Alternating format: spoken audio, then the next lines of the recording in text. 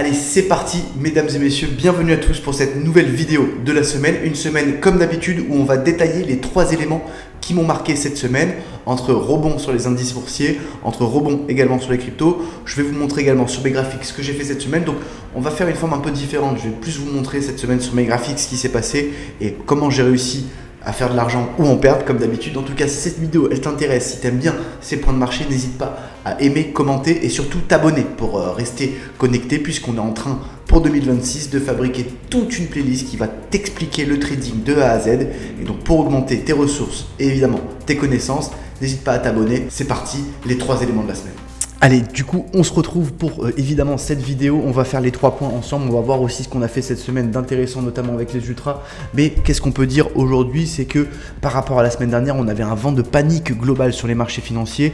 Aujourd'hui, on a un marché global. Alors, c'est Thanksgiving, donc pour l'instant, il n'y a que le marché européen aujourd'hui qui est ouvert en ce vendredi. Mais globalement, on a quand même bien récupéré sur les marchés un large rebond, notamment sur les indices boursiers mondiaux. Alors, pourquoi on a eu ce rebond? Parce qu'on a eu quand même une large correction sur la plupart des indices boursiers. On a vu que les indices américains, notamment, je vais vous montrer un petit peu l'indice Dow Jones, qui est l'indice de référence aux États-Unis, les 30 plus grosses boîtes américaines. Bon, finalement, regardez, avant cette semaine, on était sur un marché finalement qui était pratiquement sur ses plus bas. Regardez, du mois d'octobre, un plus bas qu'on n'avait pas vu depuis un petit moment sur les indices américains.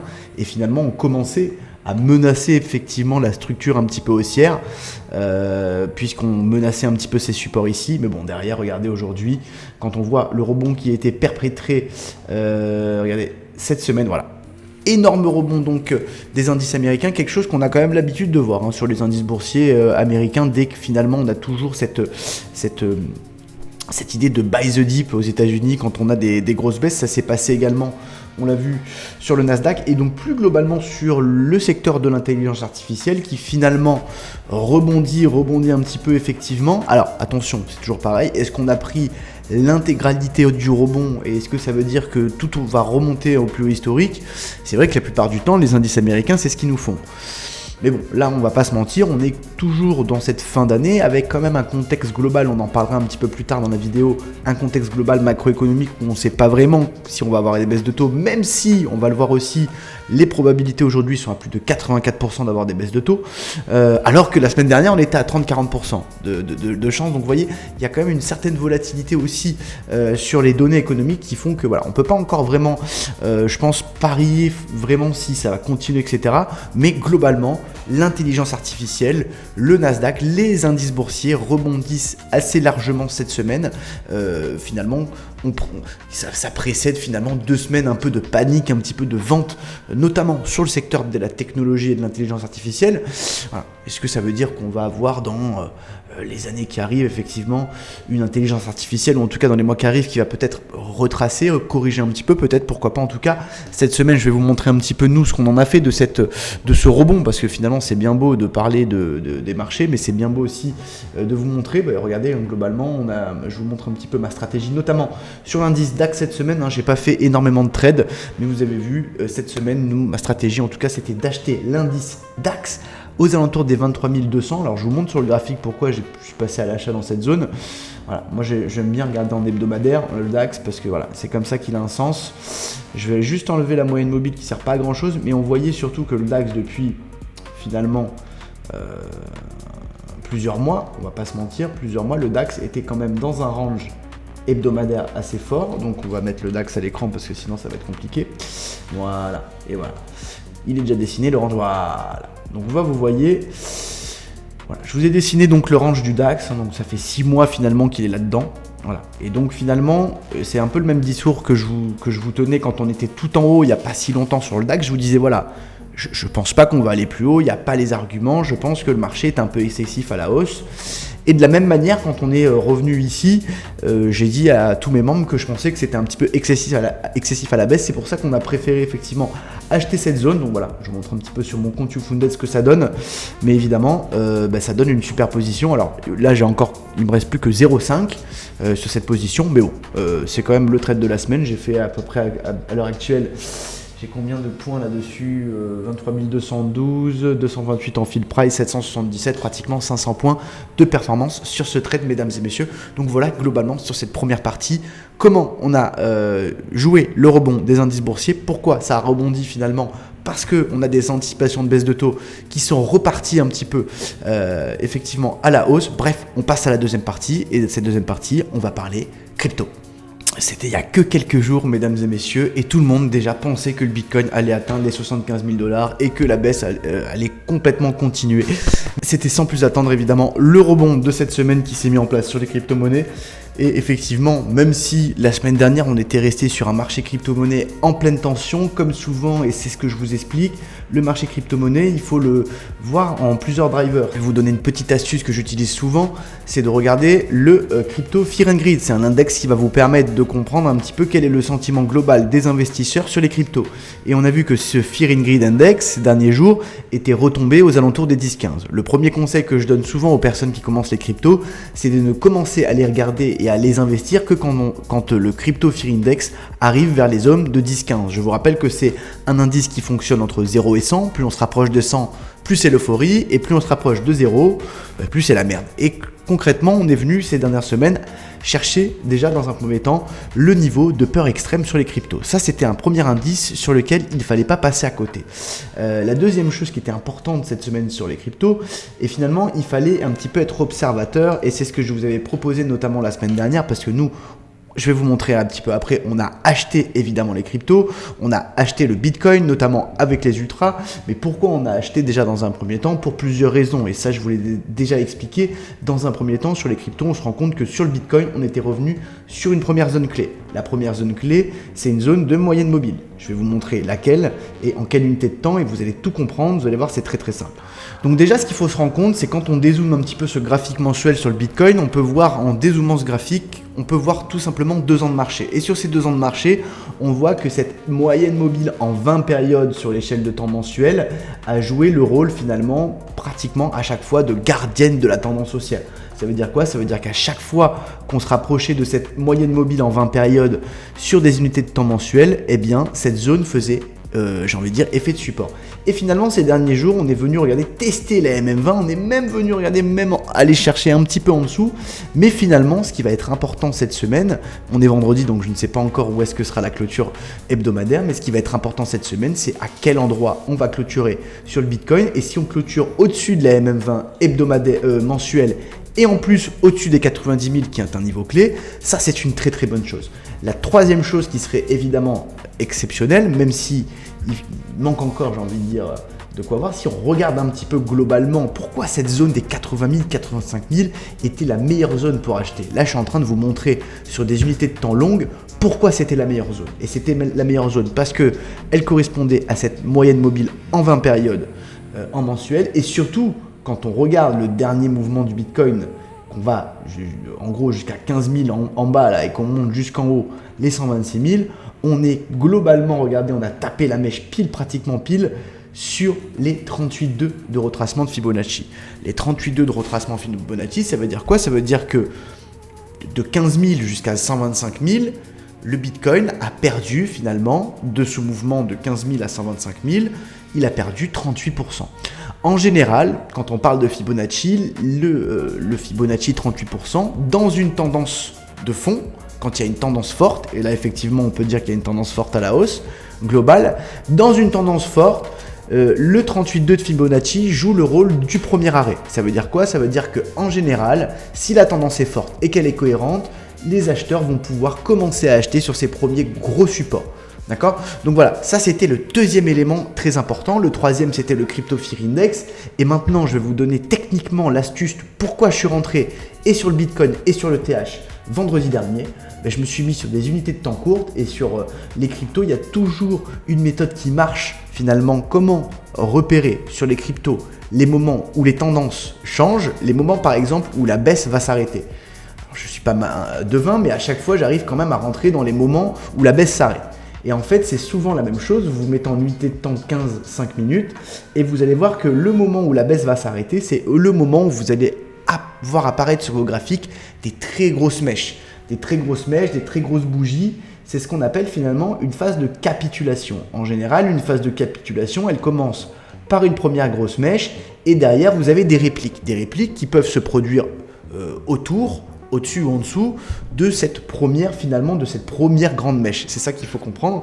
Donc au final sur le Bitcoin, 1, 2, 3, 4, derrière, le cours est complètement reparti à la hausse. Donc ça, c'est ma manière finalement de vous faire comprendre comment la tendance, elle change sur les cryptos à court terme.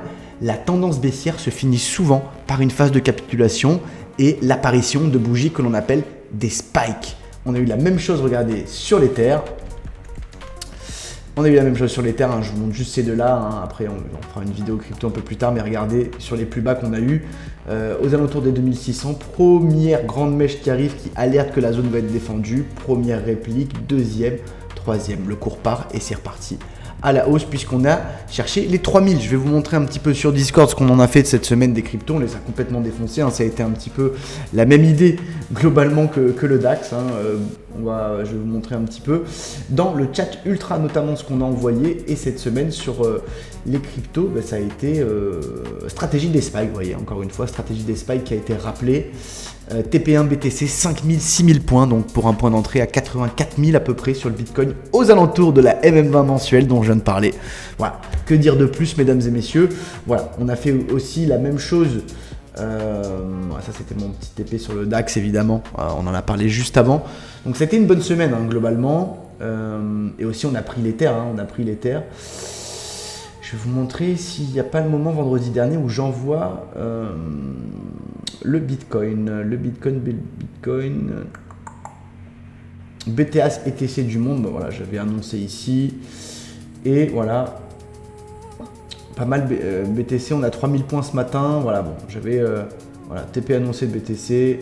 J'ai acheté à 84 200, voilà, j'avais fait une grosse analyse ici sur le Bitcoin notamment.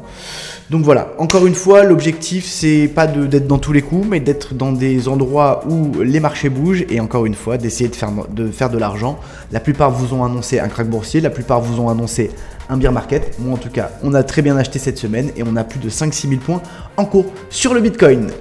Allez, du coup, on termine cette vidéo ensemble dans cette troisième partie et on va parler de la Fed, mesdames et messieurs. Alors, beaucoup de mouvements à prévoir avec la Fed dans les prochains mois puisqu'on va changer de président avec la Fed. On en parlera juste après, mais on va voir, ça a tout changé cette semaine puisque voilà, c'était vraiment la chose la plus importante qu'on regardait. C'était est-ce que les taux vont baisser au mois de décembre? Et regardez, pour la semaine dernière, on était à 30 à 40% de chances de baisser les taux en décembre. Qu'est-ce qui s'est passé cette semaine pour que ça parte en vrille comme ça? Dans un premier temps, on se rend compte que déjà la probabilité de baisse de taux s'est totalement inversée. Ça veut dire quoi? Ça veut dire que on s'attendait la semaine dernière, ou en tout cas les semaines précédentes, avec le climat de ne pas avoir de baisse de taux en décembre, et au final il a fallu quelques détails pour que le marché passe complètement, j'ai envie de dire, à l'opposé complètement, et change, j'ai envie de dire, la phase de la semaine, puisque c'est grâce à ce changement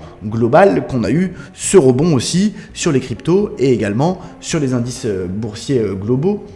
Donc je vais vous montrer ça vite fait. Voilà, on se retrouve du coup pour ce dossier et la probabilité d'une baisse de taux en décembre par la Fed a grimpé à 85%, et effectivement la Fed pourrait bien, comme le dit l'article, envoyer un tournant décisif. La probabilité d'une baisse des taux a complètement changé, une évolution rapide qui tranche avec la fermeté affichée ces derniers mois.